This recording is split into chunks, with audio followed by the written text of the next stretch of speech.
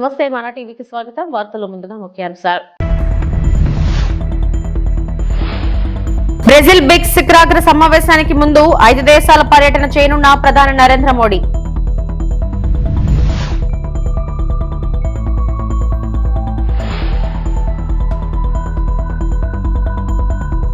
తప్పుడు ప్రచారాలు చేయడంలో వైసీపీ దిట్ట, AP home minister Anitha.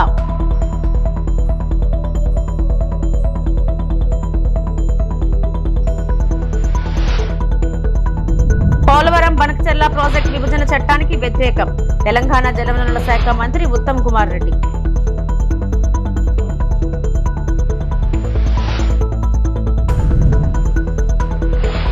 Srisailam జలాశయానికి కొనసాగుతున్న వరద ప్రవాహం.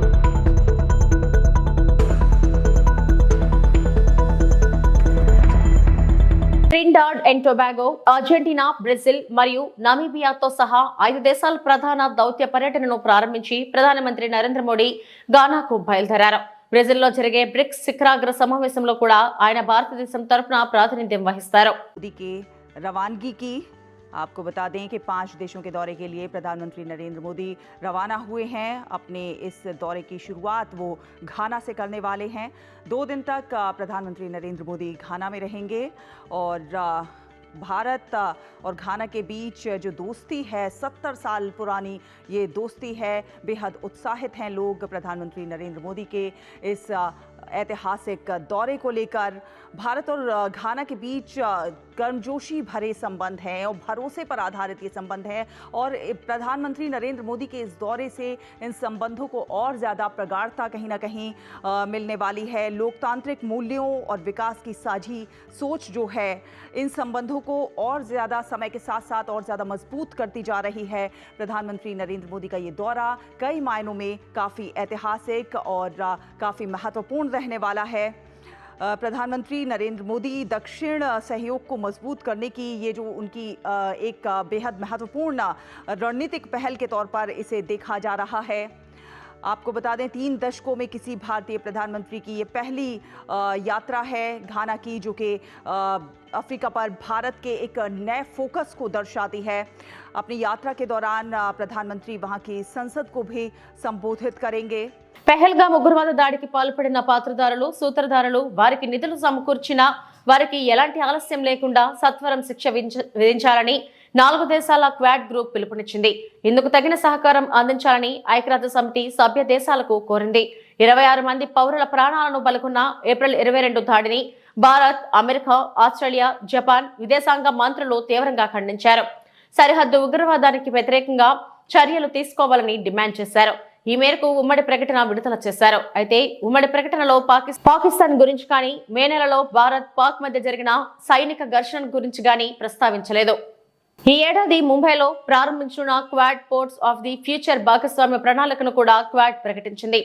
ఇదే సమయంలో తూర్పు చైనా సముద్రం, దక్షిణ చైనా సముద్రంలో పరిస్థితిపై ఆందోళన చెందినట్లు మంత్రులు తెలిపారు. Becoming the Secretary of State of the United States, this was my first meeting. So we like to do these every 6 months, right? Every 5 months. But we're honored to host them here today in this very important partnership that has developed over the years and that I think has really taken wing in the last few months. And we want to continue to build on. These are very important countries. These are very important strategic partners and allies of the United States.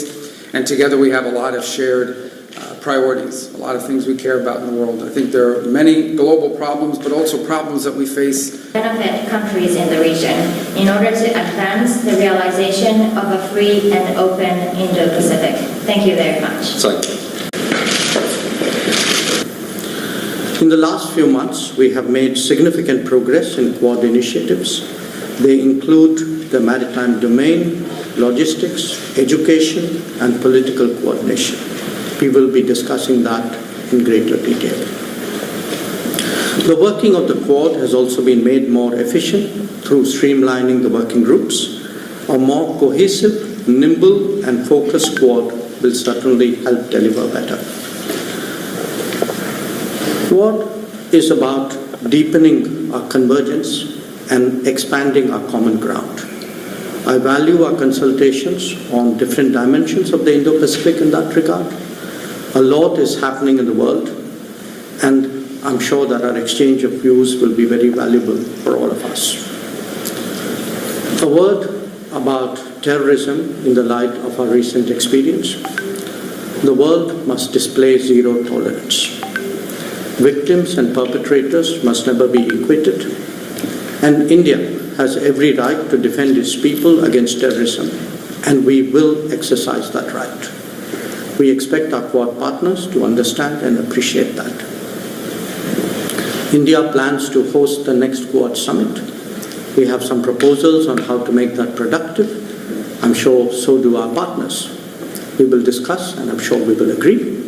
Once again, I thank Secretary Rubio for hosting us today, and I look forward to our discussions. Thank you. తప్పుడు ప్రచారాలు చేయడంలో YCP నేతలు దిట్ట అని హోంమంత్రి వంగలపూడి అనిత విమర్శించారు. అనకాపల్లి జిల్లా పాయక్రావుపేట BC బాలికల వసతి గృహంలో భోజనాన్ని పరిశీలిస్తే దాన్ని కూడా వక్రీకరించారని ఆగ్రహం వ్యక్తం చేశారు. తాను తిన్న ఆహారంలో బొద్దింక ఉందని వైసీపీ అఫీషియల్ పేజీలో దుష్ప్రచారం చేస్తున్నారని ధ్వజమెత్తారు. ఆ ఫోటోలు పూర్తిగా అవాస్తవమంటూ అనిత కొట్టిపడేశారు. హోంమంత్రి అనిత భోజనంలో బొద్దింక. అనిత ఎక్కడ తిన్నది, ఎక్కడొచ్చింది బొద్దింక? ఈడేమైనా వచ్చి చూసాడా? ఇందులోని బీసీ హాస్టల్ భోజనం చేస్తుండగా బొద్దింక రావడంతో సిగ్గుతో నవ్విన ఏపీ హోంమంత్రి. ఏం పరిస్థితి అండి ఇది? గురుకుల బాలిక హాస్టల్లో హోంమంత్రి అనిత వడ్డించిన భోజనంలో బొద్దింక. నేను వడ్డించిన భోజనం తేడా గమనించండి. దానికి విద్యా వ్యవస్థకి అంటే వీళ్ళు ఇన్ని అంటే అనిత తింటుంటూ అన్నంలో పురుగు ఒక్కసారికి షాక్. అసలు ఇలాంటి పదాలు చూస్తూ ఉంటే ఎవరైనా ఏమనుకుంటారంటే, నేను ఎందుకు ఈ చిన్న విషయానికి కూడా ప్రెస్ ముందుకు రావాల్సి వచ్చింది అంటే, చిన్న పామునైనా పెద్ద గరదలో కొట్టాలి. పామే, దాంట్లో విషయం ఉంటూనే ఉంది. సో వీళ్ళు ఏదైతే ప్రచారం చేస్తున్నారో ప్రచారానికి నేను అడ్డుగట్ట వేయకపోతే అదే నిజమైన ప్రజల భ్రమలో కూడా నేను వెళ్ళిన తర్వాత ఆ భోజనంలో ఆ నాణ్యత తగ్గింది. నాణ్యత తగ్గినప్పుడు ఏదో సంథింగ్ హెయిర్ చిన్నది అందులో కనిపించింది. ఆ హెయిర్ తీసి ఇలా జస్ట్ పాడేశారు. దానికి వీళ్ళు రకరకాలైన విన్యాసాలు చేసుకుని రకరకాలైన మాటలు మాట్లాడుకుని అల్లేసి కథలు అల్లేసి ఆ ప్రజల్ని కొంచెం ఇబ్బంది పెట్టే విధంగా మమ్మల్ని ఏదో టార్గెట్ చేస్తున్నామని వాళ్ళు అనుకోరు. అల్లూరు సీతారామరాజు జిల్లా 128వ జయంతి వేడుకలను ప్రభుత్వ పర్వదినంగా ఘనంగా నిర్వహించనున్నారు.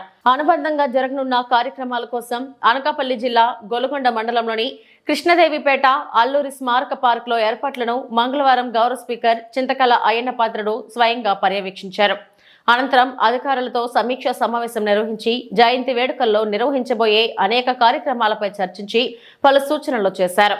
ఈ సందర్భంగా విలేకరులతో మాట్లాడుతూ అల్లూరి 128వ జయంతిని ప్రభుత్వం అధికారికంగా అత్యంత ఘనంగా నిర్వహించనుంది. ఈ వేడుకలను అల్లూరి అభిమానులు, గ్రామ ప్రజలు, పెద్దలు, రాజకీయ పార్టీలకు అతీతంగా అందరూ కలిసి వేడుకగా నిర్వహించుకోవాలని, అన్ని ప్రభుత్వ శాఖలు ఇందులో పాల్గొనాలని స్పీకర్ అయ్యన్న పాత్రుడు పేర్కొన్నారు. విజయనగరం రాజ్యసభ సభ్యులు కలిశెట్టి అప్పలనాయుడుని ఆహ్వానించినట్లు తెలిపారు. ఈ పార్క్ అభివృద్ధికి అడగకుండా 10 లక్షల రూపాయలు తన ఎంపీ నిధులు కేటాయించినందుకు ఈ సందర్భంగా ధన్యవాదాలు తెలిపారు. ఈ వేడుకలకు రాష్ట్ర ప్రభుత్వ ఇన్ఛార్జ్ మంత్రి కొల్లు రవీంద్ర, పర్యాటక శాఖ మంత్రి కందుల దుర్గేష్, అనకాపల్లి ఎంపీ సీఎం రమేష్ పాల్గొనున్నట్లు తెలిపారు. అందరికీ నమస్కారం అండి. ఈ నెల 4వ తారీఖున అంటే జూలై 4వ తారీఖున విప్లవ వీరుడు మన అందరికీ ఆరాధ్య దైవం లేటువంటి అల్లూరి సీతారామరాజు గారి 128వ జయంతి వేడుకల్ని ప్రభుత్వ పరంగా చేయడం కోసం మన ముఖ్యమంత్రి చంద్రబాబు నాయుడు గారు నిర్ణయం తీసుకోవడం జరిగింది. అంచేత మనందరం కలిసి 4వ తారీఖున మన కృష్ణదేవిపేట గ్రామంలో అల్లూరి సీతారామరాజు గారి పార్కులో అతని జయంతి కార్యక్రమాన్ని ఘనంగా చేయాలని చెప్పి పెద్దలందరూ కూడా నిర్ణయం తీసుకోవడం జరిగింది. అంచేత ఆ కార్యక్రమానికి మన ప్రాంతంలో ఉన్నటువంటి అల్లూరి సీతారామరాజు గారి అభిమానులు, పెద్దలు, అందరి పార్టీ నాయకులు కూడా వచ్చి ఆ కార్యక్రమాన్ని విజయవంతం చేయవలసిందిగా నేను మనస్ఫూర్తిగా కోరుకుంటున్నాను. అందరూ రండి, మన అభిమాన విప్లవ వీరుడు అల్లూరి సీతారామరాజు జయంతిని ఘనంగా చేసుకుందాం. అందరూ ఉదయం 10 గంటలకే వచ్చి ఆ కార్యక్రమం అయ్యే వరకు ఉండి ఆ కార్యక్రమాన్ని విజయవంతం చేయవలసిందిగా కోరుకుంటున్నాను. అలాగే మన ప్రాంతంలో ఉండే అధికారులు కూడా, అన్ని డిపార్ట్మెంట్ తాలూకు అధికారులు కూడా వచ్చి మీరు కూడా పార్టిసిపేట్ చేసి ఈ కార్యక్రమాన్ని విజయవంతం చేయవలసిందిగా కోరుతున్నాను.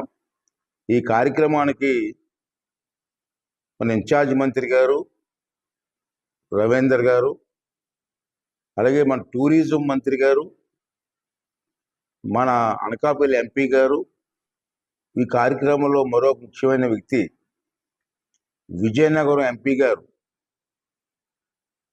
అప్పలనాయుడు గారు, కలిశెట్టి అప్పలనాయుడు గారు అని ఆ ప్రాంత ఎంపీ గారు, వారిని కూడా నేను ఇన్వైట్ చేశాను. ఎందుకంటే వారు నేను అడగకపోయినా అల్లూరి సీతారామరాజు గారి పార్క్కి తన ఎంపీ నిధుల నుంచి 10 లక్షల రూపాయలు ఇవ్వడం జరిగింది ఈ పార్క్ డెవలప్మెంట్ కోసం. అసలు నేను అప్పుడు అడగలేదు అతనే ఢిల్లీలో ఒక రోజు కల్పించి, అయ్యన్న పాత్రుడు గారు మీరు ఆ పార్క్ డెవలప్ చేస్తారని తెలిసింది, నేను 10 లక్షల రూపాయలు ఇస్తానని చెప్పి వెంటనే పంపించారు. అంచేత వారిని కూడా ఆ రోజు రమ్మని ఇన్వైట్ చేశాను, వారు కూడా వస్తున్నారు. కలెక్టర్ గారు, ఎస్పీ గారు, మిగతా నాయకులందరూ కూడా వస్తున్నారు. కాబట్టి అందరూ పార్టిసిపేట్ చేసి మీ సహకారం అందించి ఈ కార్యక్రమం విజయవంతం చేయవలసిందిగా కోరుకుంటున్నామండి.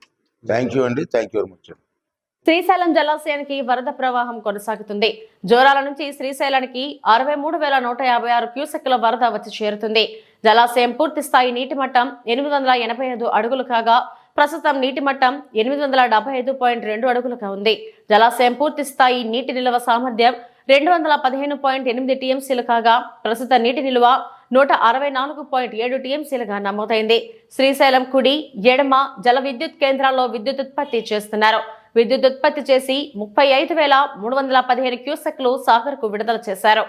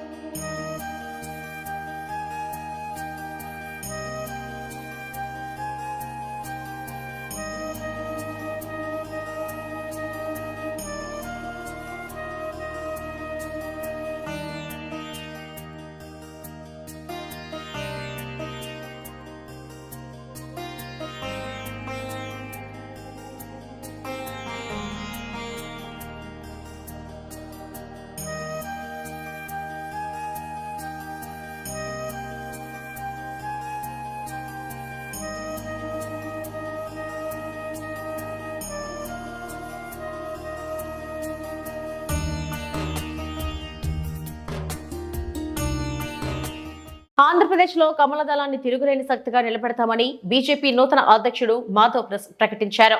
ఒక చేతిలో బీజేపీ జెండా, మరో చేతిలో కూటమి జెండాను తీసుకుని ప్రజల్లోకి వెళ్లాలని కార్యకర్తలకు పిలుపునిచ్చారు. బీజేపీ కార్యకర్తలకు న్యాయం జరగాలంటే ఎన్నికల్లో సీట్లు పెంచుకోవాలని కమల పార్టీ నేతలు గళమెత్తారు. ఏ నాయకుడైనా వాళ్ళ ఇంటిలో ఆ విధంగా ఉండేది, అంటే కుటుంబం పార్టీ భిన్నం అనే అభిప్రాయం ఉండేది కాదు. కనుక తనకి పిల్లలు పుట్టిన ఆ పిల్లల పేర్లు మన నాయకుల పేర్లే పెట్టుకునేవాడు. సో అటువంటి మమేకమై పనిచేసిన ఆ నేపథ్యంలో నేను రావటం జరిగింది. 1967లో మా నాన్నగారు ఆయన ఇండస్ట్రియల్ ఎక్స్టెన్షన్ ఆఫీసర్గా పనిచేస్తుండేవాళ్ళు. దానికి రాజీనామా చేసి పండిత్ దీన్ దయాళ్ ఉపాధ్యాయ గారు అలాగే గోపాల్ రావు ఠాకూర్ గారు ఆయనకి లేఖ రాయటం జరిగింది, పూర్తి సమయం పనిచేయాలని చెప్పి. ఆ విధంగా రాజీనామా చేసి వస్తే నేను అడిగాను, అమ్మ నువ్వు ఇప్పుడే పెళ్ళయింది, కొత్తగా పెళ్ళయింది, ఉద్యోగాన్ని వదిలేస్తున్నారంటే నువ్వేం ఆపలేదా అని అడిగితే నాన్నగారు ఈ విషయం చెప్పారు, నేను మొదటి పుస్తే పార్టీకి కట్టాను, తర్వాతే నీకు కట్టాను, కనుక నేను పార్టీ పని చేయడానికి అన్నిటినీ వదులుకొని సిద్ధంగా ఉన్నాను, 67లో పోటీ చేయాలి, నేను రావాలి అని చెప్పి ఆ విధంగా ఉన్న నేపథ్యం. ఆ విధంగా పార్టీ అతను వేరు కాకుండా పనిచేసిన నేపథ్యం. 1998లో మాకు ఒక లేఖ వచ్చింది, నాన్నగారు మిత్రుడు లక్ష్మీనారాయణ గారని కలకత్తాలో ఉంటాడు. ఆయన ఆ లేఖ రాయటం జరిగింది. ఆ లేఖలో మనం ఎప్పుడు కూడా ఊహించలేదు, కార్యకర్తలుగా పనిచేస్తున్న సమయంలో దేశవ్యాప్తంగా అనేక రకాల కార్యక్రమాలు చేస్తాం, మనం ఎప్పుడు ఊహించలేదు. మన పార్టీ అధికారంలోకి వస్తుంది, మన ప్రియతమ నాయకుడు అటల్ బిహారీ వాజ్పేయి గారు ప్రధానమంత్రిగా అవుతారని చెప్పి కలని మనం ఎప్పుడు కన్నాం, కానీ ఎప్పుడు అవుతుందని నమ్మకం మనకు లేదు. ఈరోజు మన నాయకుడు ప్రధానమంత్రిగా ఉండటం మన ఎంత గర్వకారణం. మన కార్యకర్త జీవితంలో అనేక విచిత్రాలు జరుగుతాయి. మనం 1976లో నాగపూర్లో ఒక ఇంట్లో ఉన్నాం. ఆ ఇల్లు ఆ ప్రాంతానికి సంబంధించిన ఒక నాయకుడు ఇంట్లో ఉన్నాం. ఆ నాయకుడు ఇంట్లో ఉంటే మనకి రోజు సైకిల్ మీద క్యారేజ్ ఒక అతను తీసుకొచ్చి ఇచ్చేవాడు. ఆ క్యారేజ్ తీసుకొచ్చిన వ్యక్తి ఇవాళ ఏమయ్యాడో తెలుసా? ఆ రాష్ట్రానికి పీడబ్ల్యూడీ మినిస్టర్ అయ్యాడు. ఆయన నితిన్ గడ్కరీ. పోలవరం బనకచెర్ల ప్రాజెక్ట్ విభజన చట్టానికి వ్యతిరేకమని కేంద్ర ప్రభుత్వానికి చెప్పినట్లు తెలంగాణ జలవనరుల శాఖ మంత్రి ఉత్తమ్ కుమార్ రెడ్డి తెలిపారు. పోలవరం బనకచెర్ల ప్రాజెక్టుపై ఉత్తమ్ కుమార్ రెడ్డి నేతృత్వంలో అధికారులు ప్రజాభవన్లో ప్రెజెంటేషన్ ఇచ్చారు.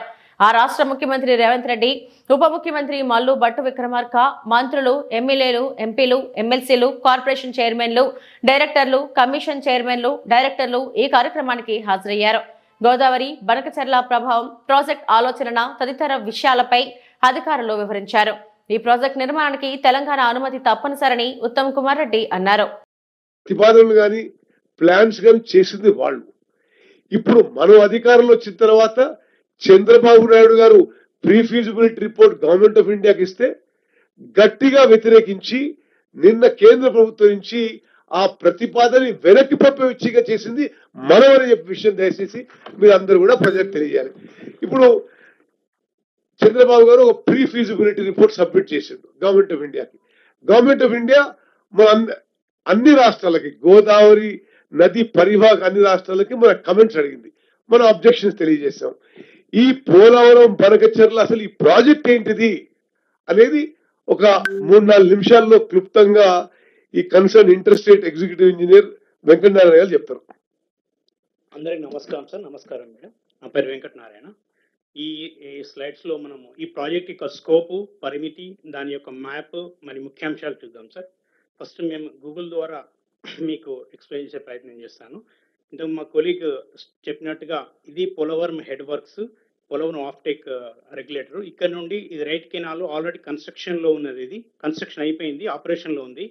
ఇది దీని కెపాసిటీ 17,500 క్యూసెక్స్. ఇప్పుడు చేపట్టే కాలువ మీకు రెడ్ కలర్లో కనిపిస్తుంది. ఇది దీనికి ఇప్పుడున్న కాలువకి సమాంతరంగా 18,000 క్యూసెక్లతో టేకప్ చేయడం జరుగుతుంది. ఇది సెగ్మెంట్ 1 అంటారు. ఇది పోలవరం నుండి అన్నమయ్య జిల్లా రాజంపేట ఇటీవల వైసీపీ వేదికపై జరిగిన సభ ప్రజల్లో చర్చనీయాంశంగా మారింది. అక్కడి నాయకుల మాటలు రాజకీయ పరిజ్ఞానాన్ని తెలియజేసేలా కాకుండా కామెడీ షోలా మారాయని ప్రజలు వ్యంగ్యంగా వ్యాఖ్యానిస్తున్నారు. ప్రత్యేకంగా రాజంపేట ఎమ్మెల్యే అమర్నాథ్ రెడ్డి గురించి మాట్లాడుతూ నువ్వున్న భూమి కూడా ప్రభుత్వానిదే నాయనా అంటూ ప్రజలే ప్రశ్నలు వేస్తున్నారు. భూముల విషయంలో నైతికత ఏ స్థాయిలో ఉందన్న దానిపై సందేహాలు వ్యక్తమవుతున్నాయి. అలాగే శ్రీవారి చటకోపురం కట్టించి భక్తుడిగా మారిపోయిన మరో నాయకుడు అసలు ఆ నిర్మాణం వెనుక ఉన్న ప్రయోజనాలేంటో ప్రజలకు చెప్పాల్సిన అవసరం ఉందని పలువురు అభిప్రాయపడుతున్నారు. జే బ్రాండ్ పేరిట నకిలీ మద్యం తయారు చేసి ప్రజల జేబులకు చేపకెత్తినట్లు చేసిన ఆరోపణలు ఎదుర్కొంటున్న ఎంపీ మిథున్ రెడ్డి మరోసారి విమర్శల పాలవుతున్నారు. గత 4 రోజుల ముందు ఒక మంచి కామెడీ సీన్ జరిగింది. ఏంటంటే వైసీపీ జిల్లా కార్యవర్గ సమావేశం జరిగింది. అందులో వేదిక మీద కూర్చున్నటువంటి నాయకులందరికీ పెద్ద అవినీతి చరిత్ర ఉంది.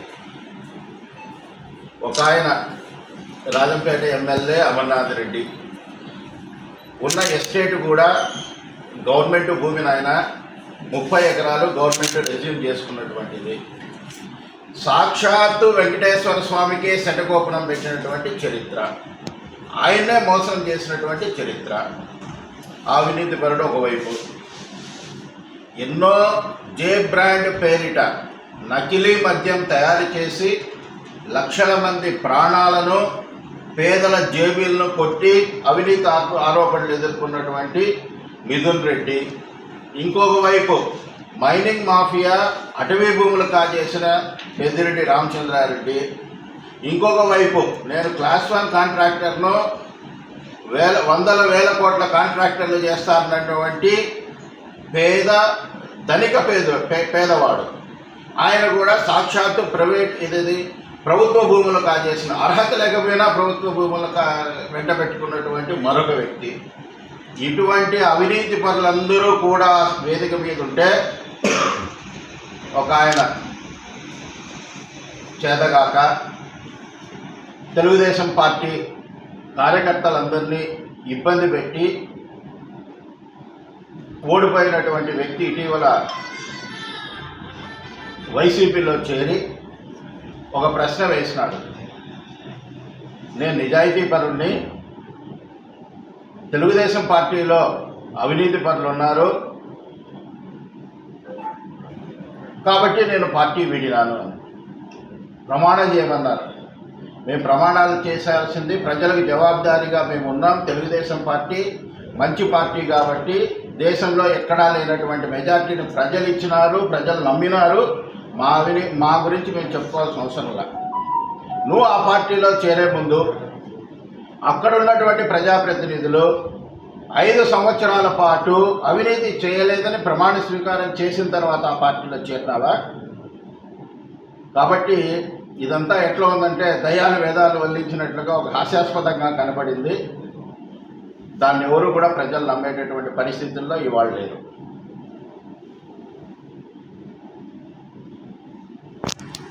ఏలూరు పరిపాలనా దక్షుడైన ముఖ్యమంత్రి నారా చంద్రబాబు నాయుడుతోనే రాష్ట్ర అభివృద్ధి సాధ్యపడుతుందని ఎంపీ పుట్టా మహేష్ కుమార్ తెలిపారు.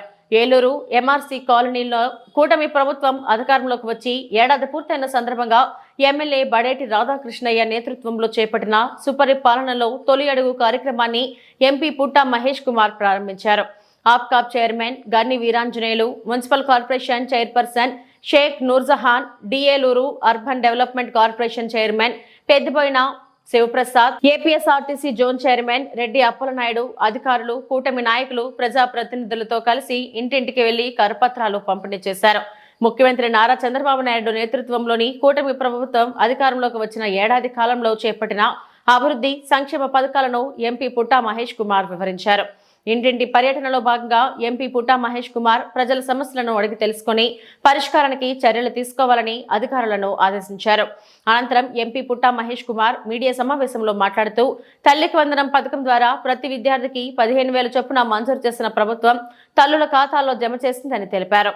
ఎన్టీఆర్ భరోసా పథకం కింద వృద్ధులు, వితంతువులకు 4,000, దివ్యాంగులు, కుష్టు రోగులకు 6,000, కిడ్నీ, కాలేయం, తలసేమియా బాధితులకు 10,000, పూర్తి వైకల్యం ఉన్నవారికి 15,000 చొప్పున ప్రతి నెల తమ ప్రభుత్వం మంజూరు చేస్తుందని ఎంపీ పేర్కొన్నారు.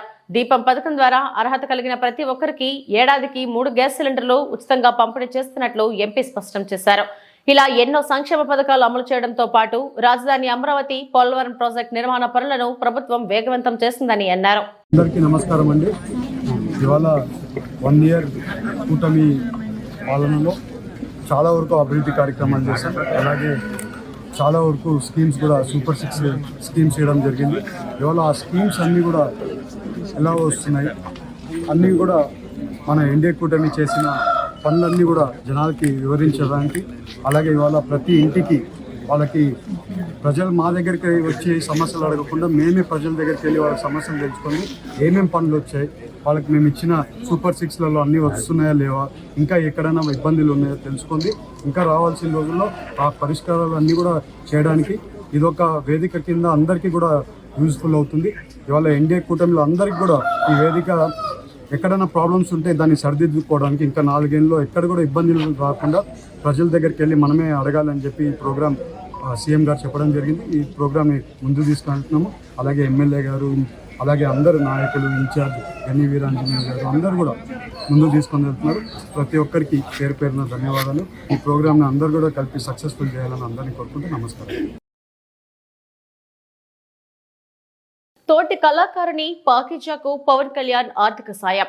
దీనస్థితిలో ఉన్నానంటూ నటి పాకీజా చేసిన వీడియో చూసి డిప్యూటీ సీఎం పవన్ కళ్యాణ్ చలించిపోయారు. ఆమెకు 2 లక్షల ఆర్థిక సాయం ప్రకటించారు.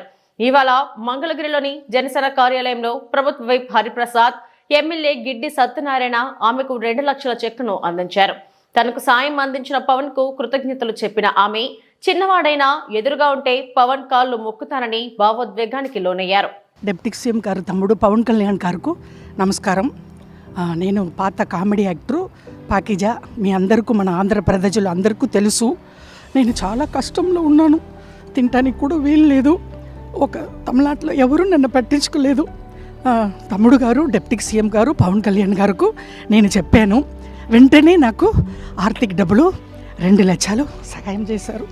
నాకు చిన్న తమ్ముడు కాలు పట్టుకుంటాను.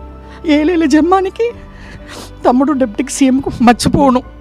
నేను అప్పుడే ఇంటర్వ్యూలో సుమన్ టీవీలో చెప్పాను, నెక్స్ట్ సీఎం తమ్ముడు గారు పవన్ కళ్యాణ్ గారు అన్నాను. తమ్ముడు గారికి చాలా పెద్ద గొప్ప మనసు. నేను తమిళనాడులో పుట్టి పెరిగి ఆల్రెడీ అన్నయ్య, చిరంజీవి అన్నయ్య, నాగబాబు అన్నయ్య, మెగా పవర్ స్టార్ ఫ్యామిలీ, ఇప్పుడు వాళ్ళు ఫ్యామిలీతో నేను బతుకుతున్నాను.